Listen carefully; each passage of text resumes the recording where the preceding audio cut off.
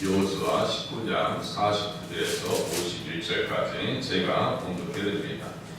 이스라엘 자손이 그들의 경계를 따라서 기업의 땅 나누기를 마치고 자기들 중에서 눈의 아들 여호수아에게 기업을 주었으니 곧 여호와의 명령대로 여호수아가 요구한 성읍 에브라임 산지 딥낫세라를 주매 여호수아가 그 성읍을 건설하고 거기 거주하였더라. 제사장 엘르아살과 눈의 아들 여호수아와 이스라엘 자손의 지파의 족장들이 실로에 있는 휘마뭇 여호와 앞에서 제비고와 나눈 기업이 이러하니라. 이에 땅 나누는 일을 마쳤더라. 아멘.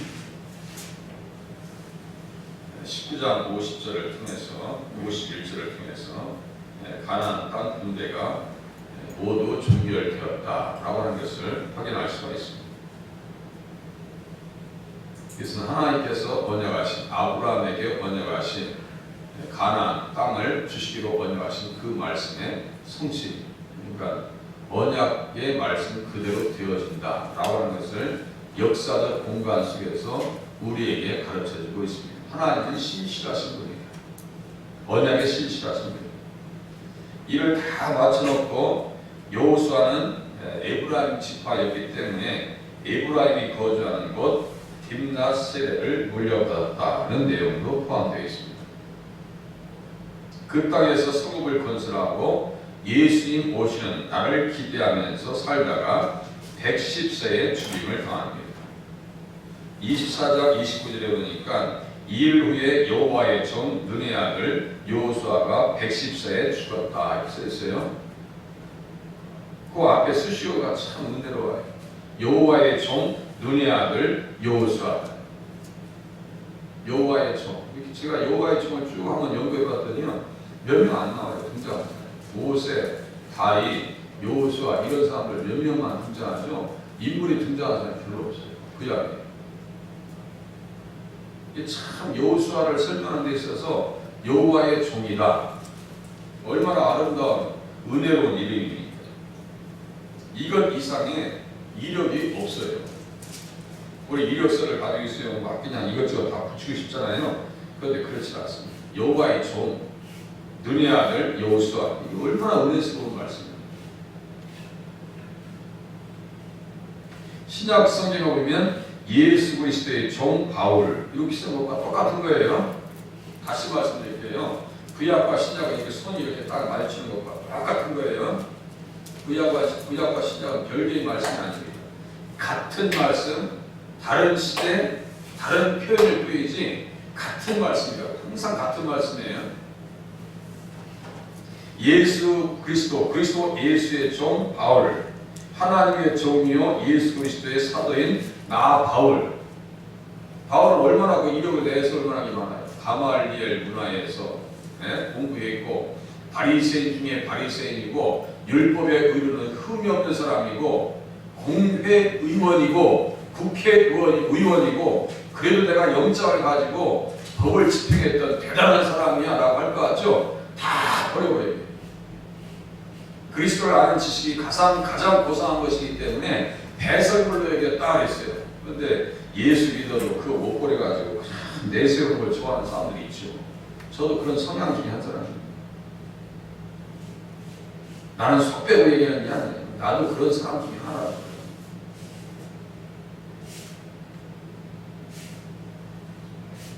여호수아는요 12지파에게 모든 기업을 나눠주고 자신이 논인에 머물 수 있는 기업을 요구합니다.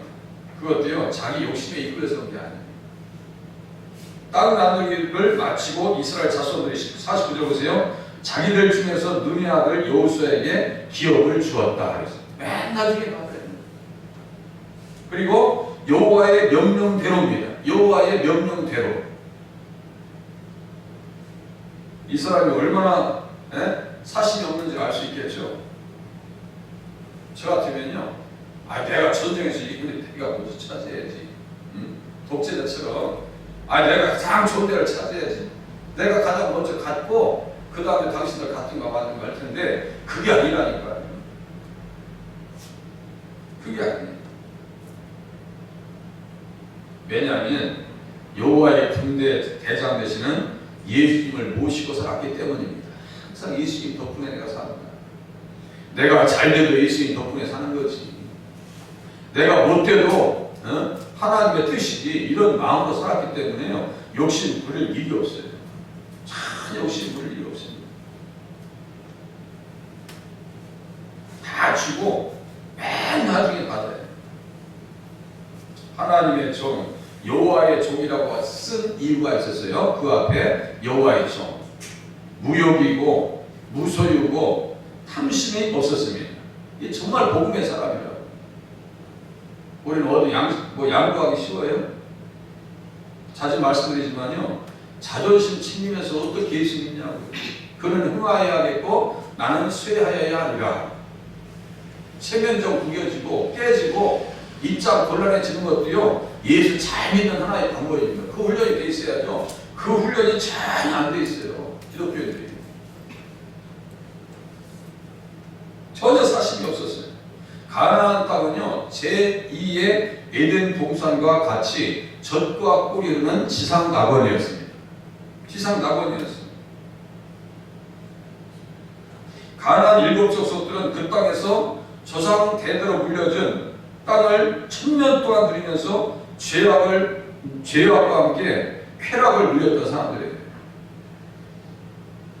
하지만 애굽에서 그들이 그렇게 행복하게 사는 동안에 이스라엘 백성들은 430년 동안 바로의 종으로요, 아주 그냥 고생을 아주 그야말로 아주 엄청나게 했어요. 진이 빠지게, 뼈가 부러지도록 고생하다가 가나안 땅에 들어오니까 어떻게 돼요? 눈이 희둥해져가지고 이 가짜의 가나안 땅가 부자 되니까 이게 감당이 안 되는 거예요. 이게 졸부근성이라고 하거든요. 가짜의 땅이 재개발 들어가지고 몇십억 받고 그야말로 엄청나게 돈 부르니까요, 감당이 안 된다고 해요. 감당이 안 된다. 저희 먼 친척 되시는 분이 한 200억인가 그 정도 돈을 이렇게 물려받았대요. 우리 저희 작은 형수님, 친척의 조카들. 걔는 진짜 이거 다 때려치고 그냥 자가구로 놀고 다니는 게 있대요. 200억 받아요. 로또 받은 사람들이요, 그 사람들 끝이 좋았던 사람들이 별로 없어요. 거의 없습니다. 왜냐하면 가난하게 살다가 부유하게 적응이 안 됐다니까요. 그게 누구예요? 아간이에요. 아간. 다 주실 것인데 이게 불이익밖에 안 되는 거예요. 갑자기 그 부유함을 보더니요, 눈이 완전히 뒤집혔어요.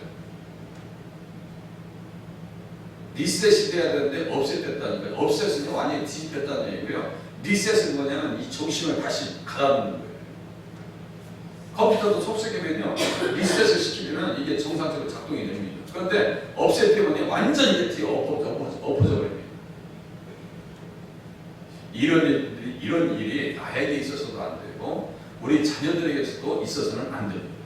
하나님 두려운 줄 알아야 돼요. 하나님 정말 두려운 줄 알아야 돼요. 악을 골짜 빈들에도, 그래서 아간이 그 주인공이 아닙니다.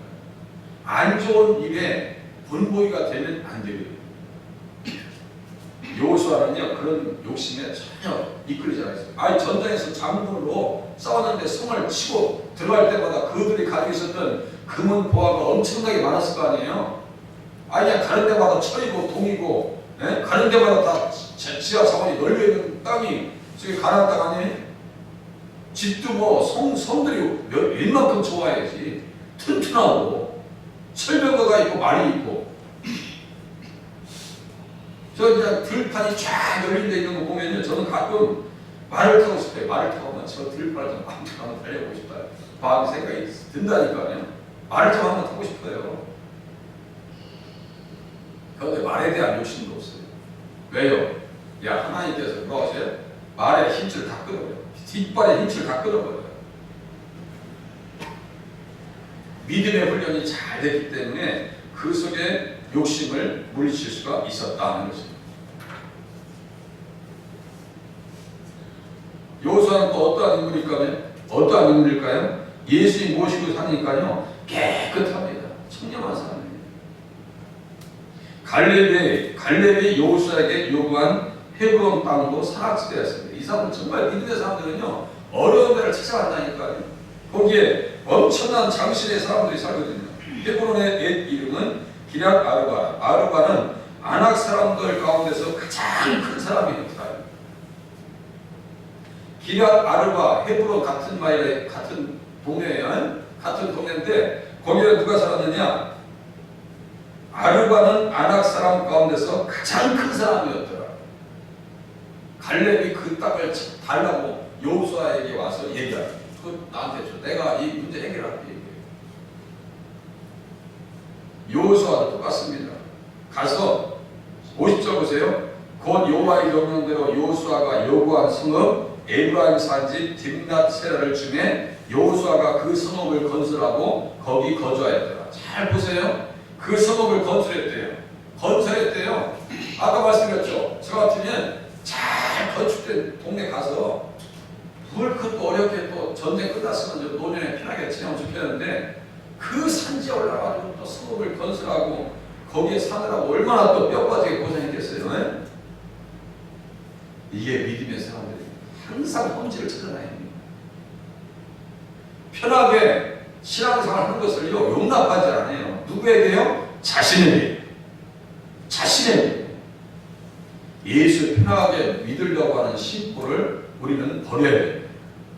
이게 잘못된 심보예요.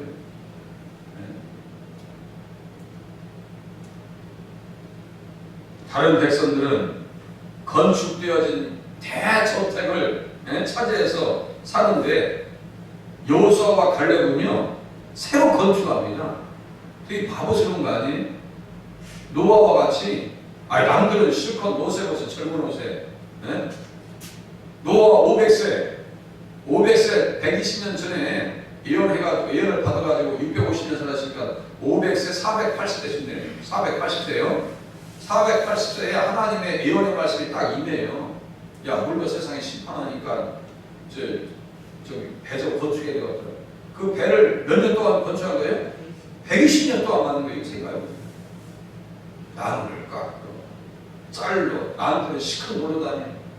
한과 야백과 새는 뭔 죄예요, 얘들은? 이 아들들은 뭔 죄예요? 부모 잘못 만났다고 생각했을 거 아니에요? 그냥 통나무 지금 날르고 며느리들은 또 뭔 죄예요, 며느리들은? 요새 그렇게 하려면 다 도망갑니다. 남의 이야기도 아니고 다 똑같은 이야기를 보니까 저의 이야기도 다 똑같아요. 그게 보니까 그렇게 살았어요. 남들은 편하게 사는데 노세로서 젊어서 노세. 그 당시에 480이면요 900세까지 살 때이기 때문에 가장 재밌을 때예요. 우리 권사님들 80대 있을 때 그때는 유치원 좀 가볼까 할 때라니까요. 유치원 좀 가고 유치원 가봐도 가볼까 하고 한둘만 좀 깨워쳐 볼까 이럴 때라니까요. 피부는 전혀 노화되질 않아요. 그냥 뭐 화장품 바를 일이 없어요. 그리고 선탠이고 바를 일도 없어요. 햇빛이 완전히 자외선이 차단되어 있었기 때문에 이 선탠 이면 크림 필요가 없었어요. 지금 햇빛이 그냥 자외선이 오니까 선탠이 필요하거든요. 그 당시 선탠이 뭐 필요 있어요. 절대로 자기에게 편안한 것을 허용하지 않습니다. 누가요? 여호수아. 그리고 그 땅에서 누구를 기다립니까? 예수님을 기다립니다. 예수님 오셔서 구원 역사를 이루실 예수님. 납달리와 스불론 이방의 갈릴리여 사방에 응시한 곳에 빛이 임하였다. 이 말씀 다 지금 관계되어 있는 거예요. 어제 창세기 3장 15절과 예수님 마리아의 아들로 오신 예수님 성령을 잉태하신 예수 이렇게 붙이니까 뭐예요? 4,000년의 시간이 딱 하나 되네요. 그죠? 4,000년의 시간이 하나 돼요. 지금 몇 년 전 얘기예요? 1400년 전 얘기입니다. 예수님 오시기 1400년 전 그 땅에서 누가요? 여호수아가 누구를 기다린다고요? 예수님을 기다리는 신앙을 살아요. 우리는 누구를 기다려야 돼요? 다시 오실 예수님 아니면 내가 찾아가서 아련해야 될 예수님을 바라보기 위해서 이 시간이 있는 거예요. 맞는지 틀린지 한번 확인해 보세요. 맞으면 마음으로 해도 입으로 해도 아멘 하실 수 있기를 바랍니다. 그 땅의 의미가 뭔지 알았어요. 여호수아와 갈렙은. 다른 인생들은요 그렇게 아브라함의 하나님, 이삭의 하나님, 야곱의 하나님 불렀으면서도 불구하고 가나안 땅에 들어가는 데 있어서 야 거기가 잘못 나온 단계예요. 다시 애굽으로 돌아가야 쓰겠어. 한 지휘관을 세우자고. 돌로 쳐 죽이지 뭐 저거. 그래가지고 돌아가자고 얘기했다고 그 인사들 다 죽이고 나옵니다. 예수님께서 이 땅에 오시는데 있어서 거부하고 관심이 없고 거절하는 인사들 있죠. 주님께서 몇십만이 되면 다 쓸어버려버립니다. 생각해보세요.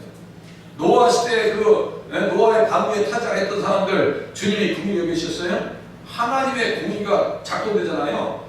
무섭습니다. 하나님의 궁이가. 하나님의 손길에 빠져가는 것이 무서울진저. 히브리서 여기 똑같이 써 있어요. 십자가쯤에 써 있습니다. 하나님 두려워하는 믿음, 하나님을 경외하는 믿음, 여호수아와 같이 정말 주님만을 기다리며 살아갈 수 있는 한 날로 살아갈 수 있기를 바랍니다.